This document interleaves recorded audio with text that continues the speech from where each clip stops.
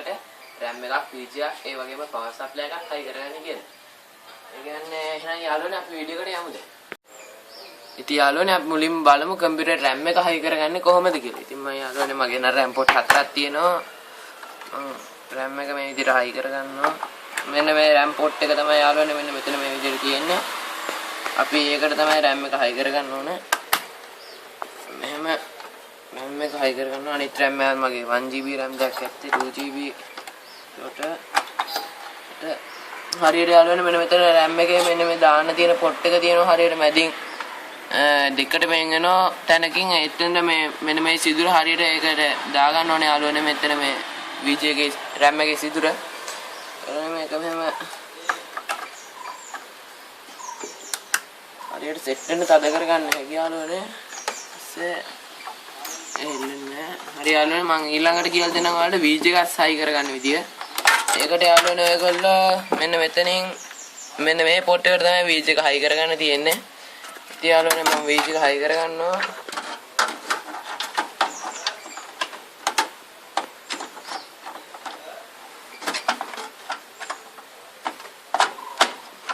හොඳට ෆිට කරගන්න හැකි ඊට පස්සේ මෙතන ඇන දෙක අල්ල ගන්න ඕනේ යාළුවනේ ඊට පස්සේ යාළුවනේ අපිට දැන් VGA ගන්න නැති වෙලාවට නම් අපිට මේ VGA කේබල් එක සයි කරගන්න තිබ්බේ මෙන්න මේ පොට් එකට යාළුවනේ මේ මෙතන නිල් පාට මේ වීඩියෝ කියලා ගහලා තියෙන පොට් එකට තමයි මේ VGA ගන්න නැති වෙලාවට දැන් අපිට VGA එක කම්පියුටරේට තියෙන හින්දා අපිට මේ VGA කේබල් එක හයි කරගන්න වෙන්නේ මේ VGA එකෙන් එන මෙන්න මේ නිල් පාට පොට් එකට තමයි යාළුවනේ ඉතින් යාළුවනේ මම දැන් ඔයගොල්ලන්ට කියලා දෙන්නම් power supply එකක් හයි කරගන්න විදිය සහ gaming power supply එකක් හා නිකම් power supply එකක් අතර තියෙන වෙනස. ඉතින් යාළුවනේ මම gaming power supply එකක් ගෙනාවා.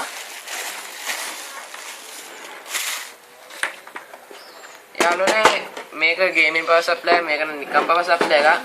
මේ gaming power supply එකේ නිකම් power supply එකේ වෙනසක් තියෙනවා යාළුවනේ. ඒක තමයි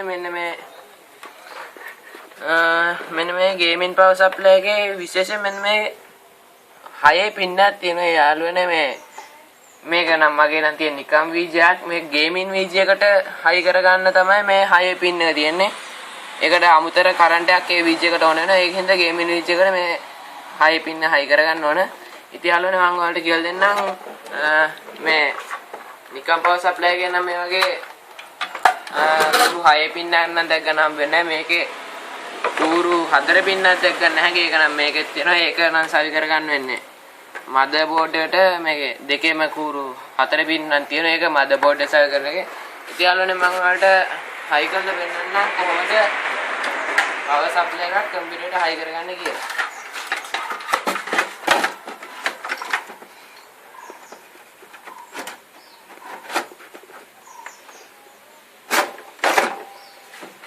ඉතින් යාළුවනේ මේ විදිහට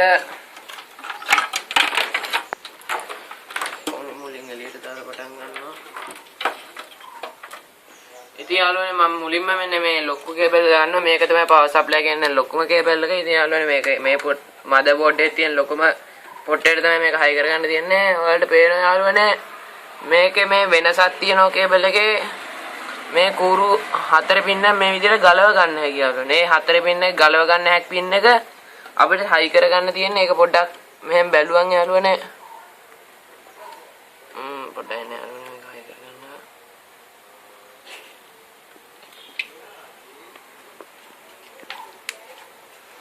ඊට පස්සේ යාළුවනේ මේක බැලුවන් පස්සේ අපිට මෙතන ඩිංගක් ඉස්සිලා වගේ බලා ගන්න පුළුවන්. පොඩි ඉස්සීමක් තියෙනවා. ඉතින් යාළුවනේ මේක මේ ගලවන්න හැක් මේ කූරු 4 පින්න තියෙන එක යාළුවනේ අපි හයි කරගන්න ඕනේ. මදර්බෝඩ් එක මෙන්න මේ පැත්තට මෙන්න මේ වම් පැත්තට තමයි මේ කූරු 4 පින්න එන විදිහට හයි කරගන්න ඕනේ යාළුවනේ. හොඳට අද කරගත්තා හොඳට ෆිට වෙනවා යාළුවනේ. ඊට පස්සේ වලට සවි කරගන්න තියෙනවා තවත් කේබල් එකක් මෙන්න මේ පින් 4 කේබල් එක හයි කරගන්න තියෙන්නේ මදර්බෝඩ් එක එකත් යාළුවනේ මෙන්න මෙතනින් හයි කරගන්න තියෙන්නේ මෙන්න මේ පින් 4 පොට් එකට තමයි යාළුවනේ ඒකත් සවි කරගන්න තියෙන්නේ මම ඒක හයි කරගන්නවා.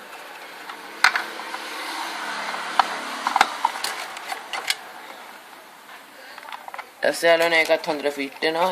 ඊට පස්සේ යාළුවනේ මම ඉතුරු කේබල් තව කේබල් 3ක් වගේ ඉතුරු වෙලා තියෙනවා. ඒක මම හයි කරගන්න යන්නේ මුලින්ම hard disk එකට high කරගන්නවා cable එක. ඉතින් hard disk එකට මෙන්න මේ වගේ cable එකක් තියෙනවා high කරගන්න. ඒක hard disk එකේ මේ port එකට high කරගන්න ඕනේ. මෙන්න මෙතන තියෙන මේ port එකට. ඉතින් මම මේක high කරගන්නවා මේ විදිහට.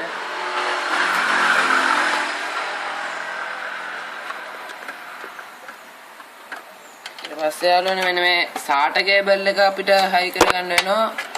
ඒ SATA cable අපි high කරගන්න ඕනේ මෙන්න මේ port එක බලලා මෙතන කළු පාට port එකක් තියෙනවා මෙන්න මේ මෙතන කළු පාට port එකේ තියෙන එක තමයි අපි මේ hard disk එකට high කරගන්න ඕනේ. ඒක hard disk එකේ මෙන්න මේ port එකට high කරගන්න ඕනේ. ඊට පස්සේ යාළුවනේ මේ තව SATA cable එකක් ඉතුරුලා තියෙනවා මෙන්න මේ රතු පාට port එකෙන් පටන් ගන්න SATA cable එක. ඒක අපි high කරගන්න ඕනේ මෙන්න මේ CD-ROM එකේ තියෙන port එක මේ රතු පාට එක CD-ROM එකට මෙන්න මෙතනින් high කරගන්න ඕනේ.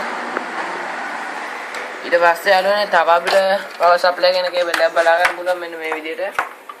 ඒකෙත් යාළුවනේ මේ විදිහට මම ඒකෙත් high කරන් තියෙන CD-ROM එකේ port එකට යාළුවනේ. ඒකත් මම මේ විදිහට high කරගන්නවා.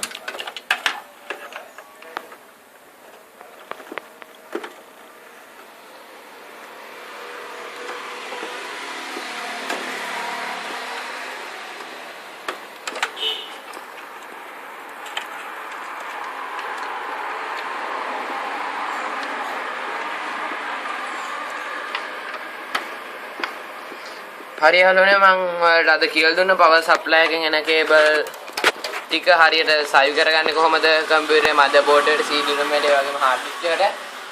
ඉතින් යාළුවනේ මේ වගේම RAM එක page එක කම්පියුටරේ සවි කරගන්න විදිහට මම කියලා දුන්නා. ඉතින් යාළුවනේ මගේ අඩුපාඩු තියෙනවා නම් ඒව comment section එකට දාන්න. ඒ වගේම ප්‍රශ්නයක් තියෙනවා ඒකත් comment section එකට දාන්න.